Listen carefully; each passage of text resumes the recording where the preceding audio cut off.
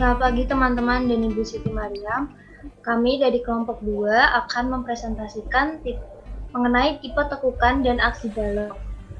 Kelompok kami terdiri dari yang pertama saya sendiri Benedetta Fitriyanti, lalu ada Diza Rizky, kemudian Rizky Dian Ramadan, lalu Siti Inayah, Alina Daniswari, Nabila Islah, dan Andin Ika Nugrani.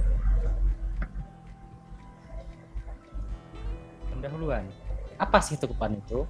Mengapa tekukan itu bisa terjadi? Jadi begini, di dalam mekanika teknik, tekukan, bending atau flexure mencirikan perilaku suatu struktur tipis yang dikenakan beban eksternal yang tegak lurus dari sumbu struktur tersebut.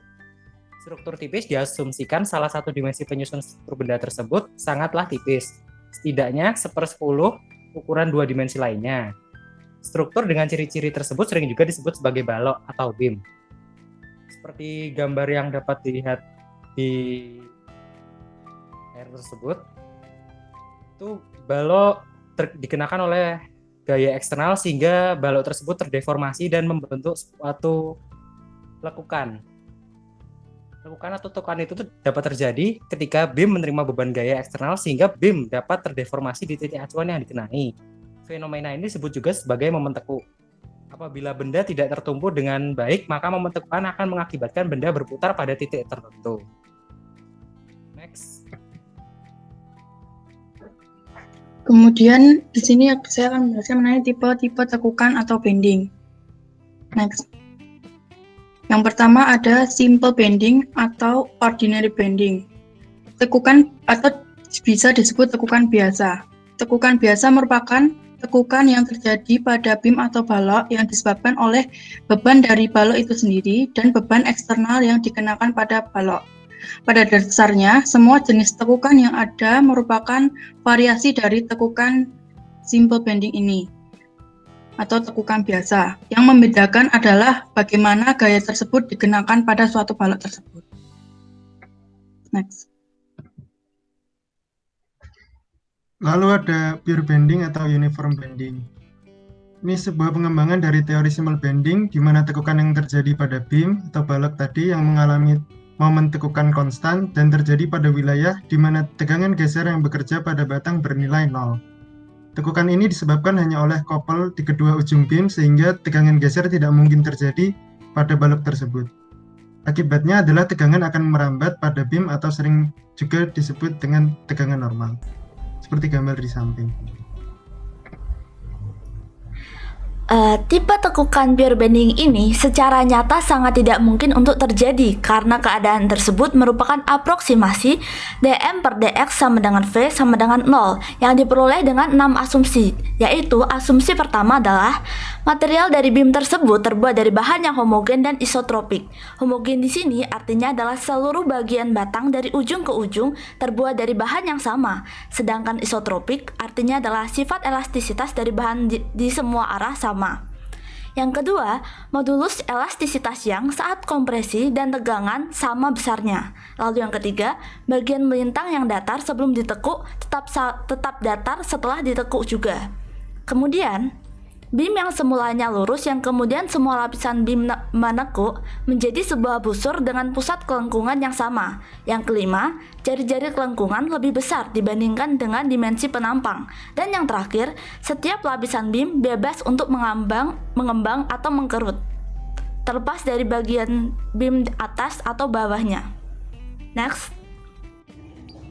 Selanjutnya adalah non-uniform bending atau tekukan tidak seragam. Non-uniform bending merupakan sebuah pengembangan dari teori simple bending di mana tekukan yang terjadi pada balok mengalami tegangan geser dan atau tegangan normal, sehingga momen tekukan yang dialami oleh balok dapat bervariasi di setiap titik dari balok. Simple bending tipe inilah yang banyak terjadi secara nyata. Hal ini dikarenakan geser yang merupakan faktor penyebab non-uniform bending merupakan komponen integral dengan penekukan. Bahkan, berat dari balok dapat menyebabkan geser. Penekukan yang tidak seragam dapat terjadi karena pembebanan eksentrik, perpindahan momen yang tidak sama pada kedua penyangga, variasi modulus Young, dan momen inersia sepanjang balok, serta torsi dan gaya lateral.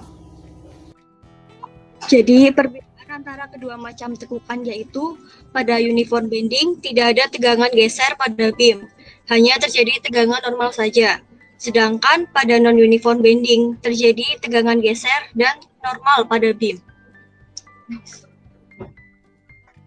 Kemudian kami akan menjelaskan mengenai sifat aksi balok. Di sini, suatu balok dapat dibayangkan sebagai susunan sejumlah yang tak terhingga serat atau batang tipis memanjang longitudinal. Setiap seratnya nanti diasumsikan beraksi secara independen terhadap satu dengan yang lainnya, yaitu tidak ada tekanan lateral atau tegangan geser di antara serat. Misalnya, akan tertumpuk ke bawah dan serat-serat pada bagian bawah akan mengalami pemanjangan, sedangkan pada bagian atas akan mengalami pemendekan. Perubahan panjang serat ini menghasilkan tegangan dalam serat.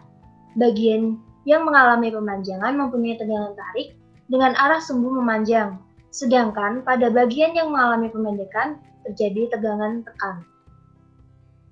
Next.